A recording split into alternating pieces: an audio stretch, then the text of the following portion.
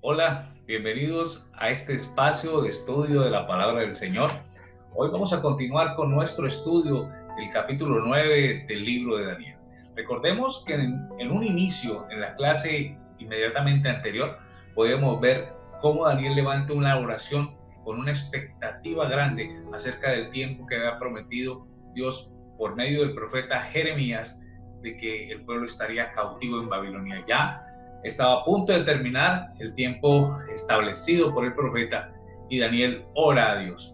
Ahí habíamos mostrado cómo Daniel se humilla por su pueblo. Entonces vamos a dar inicio haciendo lectura al capítulo 9 en el versículo 20. Aún estaba hablando y orando y confesando mi pecado y el pecado de mi pueblo Israel, y derramaba mi ruego delante de Jehová mi Dios por el monte santo de mi Dios. Aún estaba hablando en oración, cuando el varón Gabriel, a quien había visto en la visión al principio, volando con presteza, vino a mí como a la hora del sacrificio de la tarde. Y me hizo entender y habló conmigo diciendo, Daniel, ahora he salido para darte sabiduría y entendimiento. Al principio de tus ruegos fue dada la orden, y yo he venido para enseñártela, porque tú eres muy amado. Entiende pues la orden y entiende la visión. Podemos ver cómo el profeta Daniel aquí nos muestra que estaba orando, que estaba intercediendo cuando el ángel Gabriel se le aparece más o menos a la hora del sacrificio. Esta connotación de la hora del sacrificio nos muestra que Daniel era un hombre tan espiritual que simplemente él seguía las normas que le había dado su fe. Por ejemplo, él conocía la hora de los sacrificios. Entonces, por eso vemos esa connotación. Como ya no existía templo porque Nabucodonosor acabó con el templo, él tendría que orar desde el lugar donde estuviese, mirando hacia la tierra santa, y oraba a la hora del sacrificio de la tarde. Entonces estaba orando a la hora del sacrificio de la tarde cuando el ángel Gabriel se le apareció. Y la respuesta del ángel Gabriel fue supremamente interesante. Dice que aún estaba hablando en oración cuando Gabriel, el varón que había visto desde el principio, vino a él y le hizo entender y habló con él y le dice: ahora he salido para darte sabiduría y entendimiento. Al principio de tus ruegos fue dada la orden y yo he venido para enseñártela. Entonces, cuando Daniel oró, inmediatamente Dios contestó. La escritura dice que aquí no está la palabra en nuestra boca, y aquí Él la conoce toda, Él la sabe toda. Entonces vemos que Daniel era muy amado porque buscaba el rostro de Dios, porque se metía realmente con Dios. Vamos a mirar la segunda parte después de la oración. 70 semanas están determinadas sobre tu pueblo y sobre tu santa ciudad, para terminar la prevaricación y poner fin al pecado y expiar la iniquidad, para traer la justicia perdurable y sellar la visión y la profecía y ungir al santo de los santos. Entonces, el ángel Gabriel le dice que pasarán 70 semanas para que la prevaricación acabe. Vamos a mirar los puntos que nos dice el versículo. Dice: para terminar la prevaricación, para poner fin al pecado, para expiar la iniquidad, para traer la justicia perdurable, para sellar la visión y la profecía, y ungir al santo de los santos. Entonces, estas 70 semanas tendrían que suceder para que estas cosas tuvieran realización. Pero tenemos que mirar que estas 70 semanas no son semanas normales, son semanas de años. ¿Por qué? Porque el tiempo profético se cuenta, una semana de años son 7 años, se contará día por año. En Levíticos 25, verso 8, nos muestra cómo se narran las semanas de años y cómo se da día por año. Entendiendo así que las semanas proféticas son de 7 años y no de 7 días, podemos ver que el ángel lo que le está diciendo es que pasarán 490 años proféticos. Vamos a leer el siguiente versículo. Sabe pues y entiende que desde la salida de la orden para restaurar y edificar a Jerusalén hasta el Mesías príncipe habrá 7 semanas y 62 semanas. Se volverá a edificar la plaza y el muro en tiempos angustiosos. Entonces la escritura nos muestra y nos da la clave de cuándo empiezan estas 70 semanas.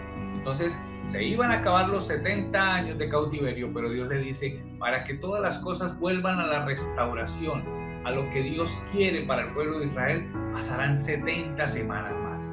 Sin embargo, ese tiempo que ellos duraron cautivos en Babilonia iba a terminar bajo el imperio de Ciro el Persa y de Artajerjes. Entonces, bajo esos reinados, el pueblo volvió a su tierra, pero pasarían 70 semanas para que ellos pudieran encontrar nuevamente lo que sería un reino especial, un reino dirigido por vara de hierro. Fíjense lo que nos dice el versículo. 70 semanas están determinadas sobre tu pueblo y sobre tu santa ciudad, para terminar la prevaricación y poner fin al pecado y expiar la iniquidad, para traer la justicia perdurable y sellar la visión y la profecía y ungir al santo de los santos.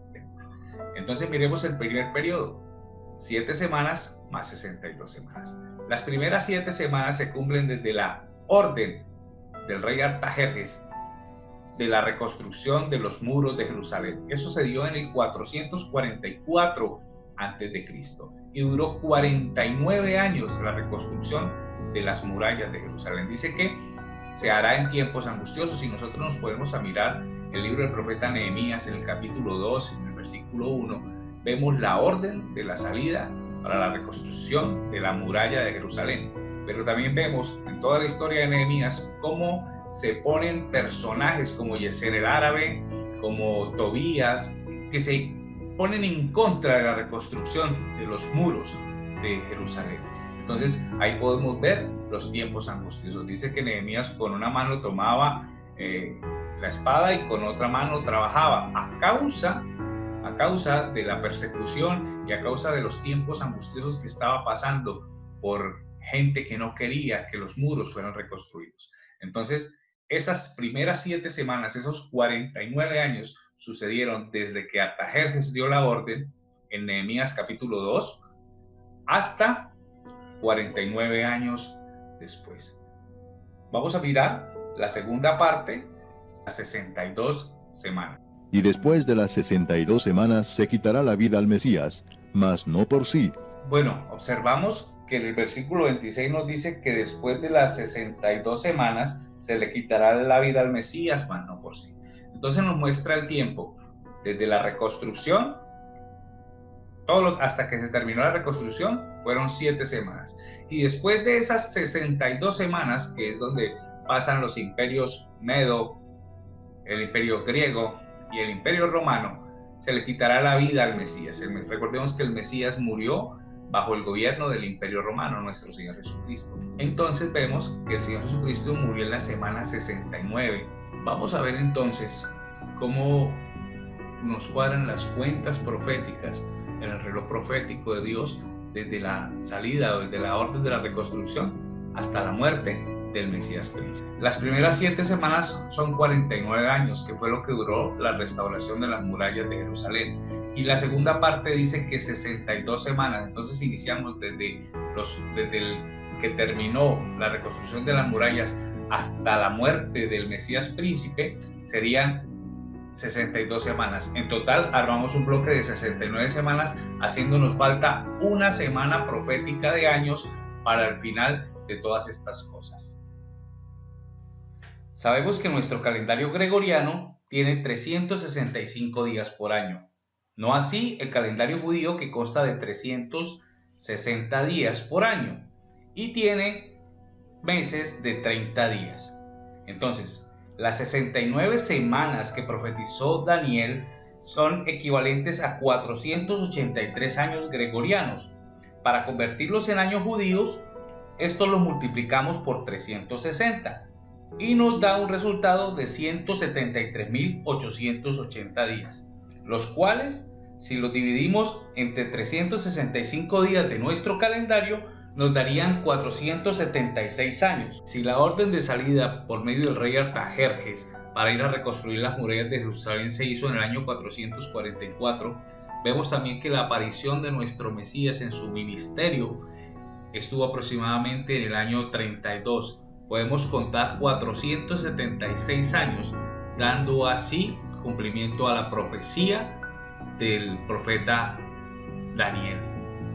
Luego de esta se le quitaría la vida al Mesías, según el versículo 26. Y el pueblo de un príncipe que ha de venir destruirá la ciudad y el santuario, y su fin será con inundación, y hasta el fin de la guerra durarán las devastaciones. En la parte B del versículo 26 encontramos esta referencia acerca de un príncipe y de su pueblo. Cada vez que encontramos la palabra príncipe no necesariamente se está refiriendo a nuestro Señor Jesucristo. Aquí nos habla en esta parte de la profecía que es una profecía de doble cumplimiento.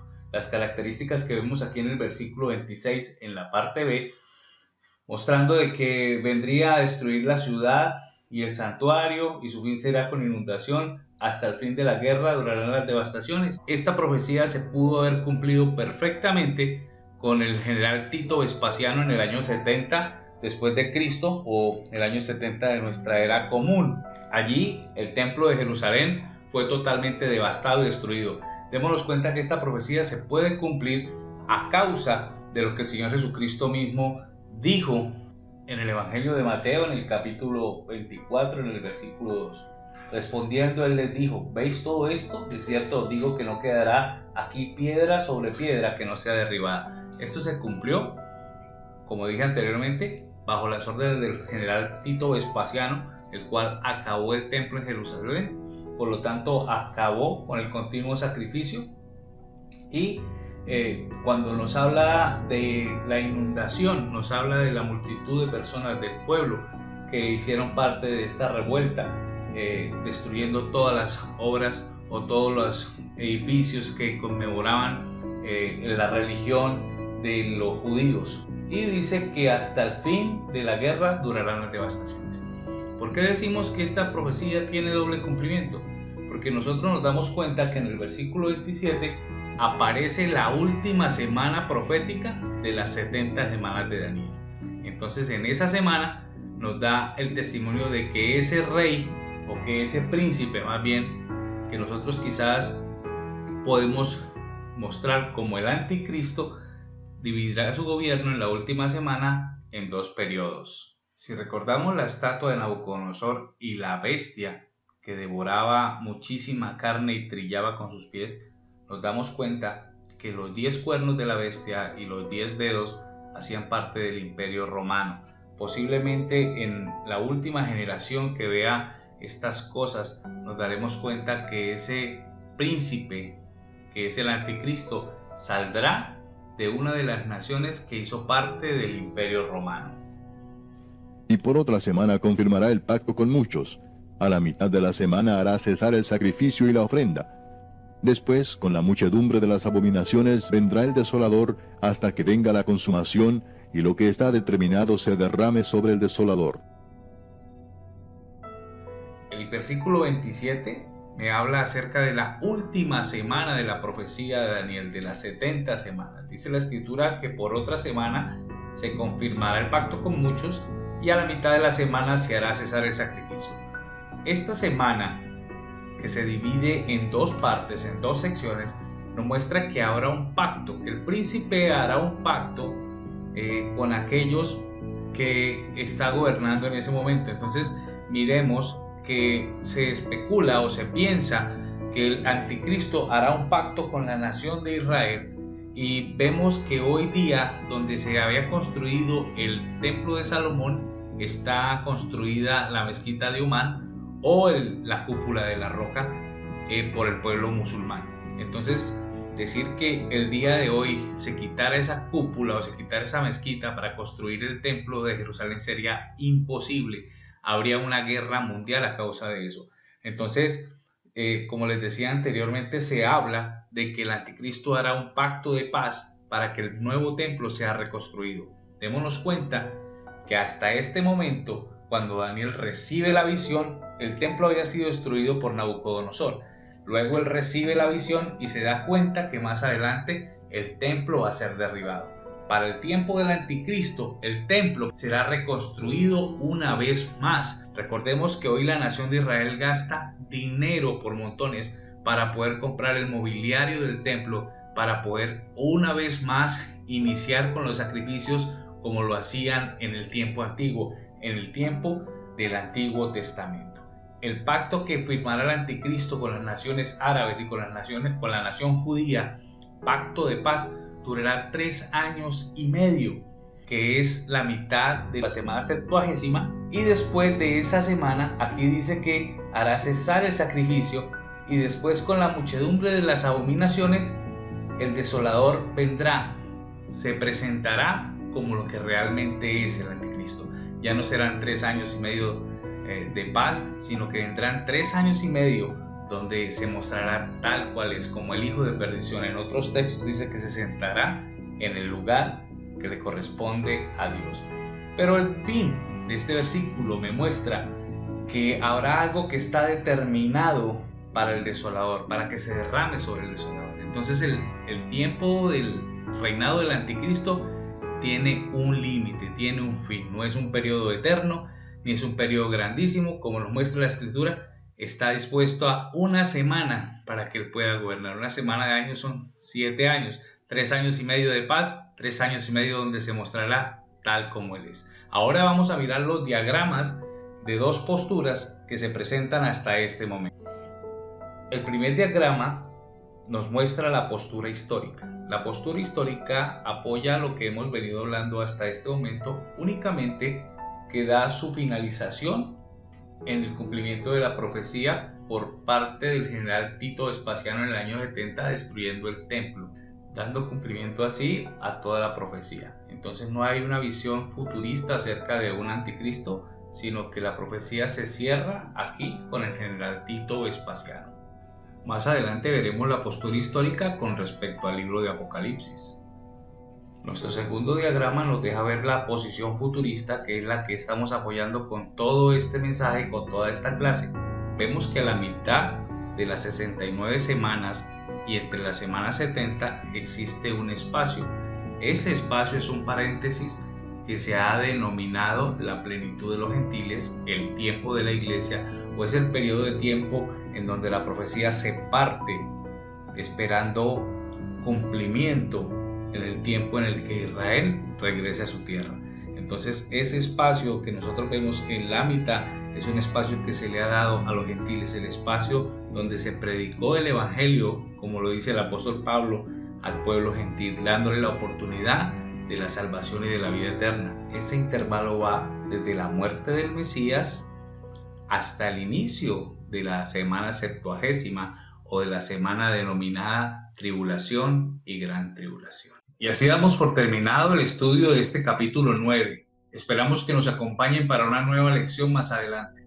Dios les bendiga.